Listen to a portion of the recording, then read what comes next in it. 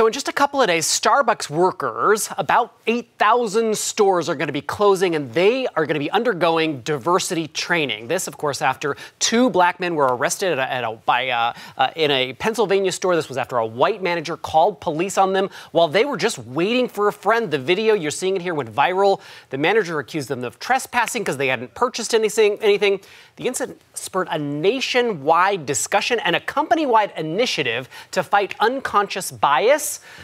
So what will happen during that diversity training, and is it enough? Joining me right now, Noah Prince. He's part of a group called White Men as Full Diversity Partners. Yes. He's been doing this for like 15 years. You have a lot of experience with social justice and advocacy, but I want to start this interview by saying, I'm a white guy, you're a white guy. Yep. It feels weird to be talking about social justice and racial issues. Is it weird? It makes me uncomfortable. Absolutely. I think you would be far within the norm experience of feeling like this is awkward for the two of us to have this conversation, to lean in, to talk about what does unconscious bias mean? What does it mean to be a white person examining and having that conversation, both in society and in the business world? But we should be having it. I mean, that's the whole point, right? The whole point is to lean into that with curiosity. Why are these feelings coming up for me? Would the ability to have this conversation, to be in deeper partnership with others, also inform how I show up and work in society in deeper and more connected ways with others? So let's start with what unconscious bias is. Great. Define it for us. Great. So unconscious bias, really, we're talking about a biological function that allows us to process information in snap bites. We can't process everything that we take in all the time. Now, the trick is not having the unconscious bias. The problem is mistaking that unconscious bias for truth, and the way that you perceive the world is the way that everybody else is perceiving it in real time. It's taking your gut and saying it must be right. Exactly, and then applying that to the experiences and projecting it onto others. Okay, so when a company sees this is happening, like Starbucks, for example, and they dump a lot of money into diversity training, is that enough? Like, what should be done when a company starts to recognize we need to do something about this? Great question. Is dumping money enough? Absolutely not. And I commend Starbucks. They halted in the middle of a national conversation, an experience that highlighted a practice that went on, and they said, no, this is not how we want to move forward as a company. This is not how we want to be seen in community. It's not the first time they've done something like this either.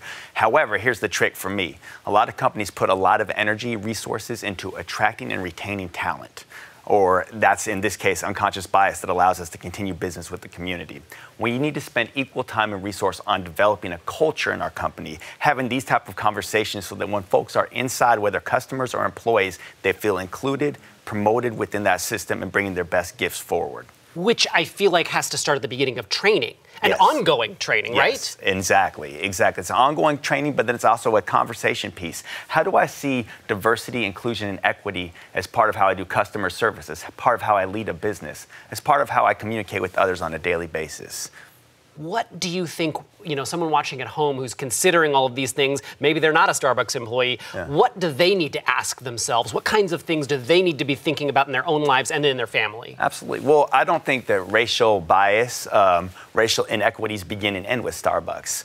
As a customer, I can tell you the times that I've gone into Starbucks, and just because we operate in a culture of bias, where I've been served before people ahead of me in line that were people of color. So even if we have these Starbucks trainings, it doesn't take this cultural piece that's embedded in history away, but it invites us to begin to see each other in different ways. It feels like this is the beginning, not the ending of what we need to be discussing and what companies and families and humans need to be discussing in this country. Absolutely. And there's probably others that are sitting back watching this saying it's about time. And some people saying, wow, this makes me really uncomfortable to even have this conversation. So it's embracing that paradox. I think this is really important. I appreciate you being here this morning and helping us kind of understand this. We're going to be covering this in depth next week as Starbucks continues this. Thank you very much for being here. Thank you.